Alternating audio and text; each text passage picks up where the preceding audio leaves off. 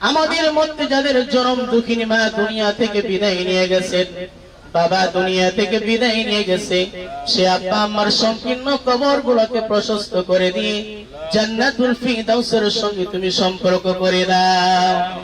রব্বানা তাকাব্বাল মিন্না ইন্নাকা আনতাস সামিউল আলিম ওয়া তুব আলাইনা ইন্নাকা আনতাত তাওয়াবুর রহিম।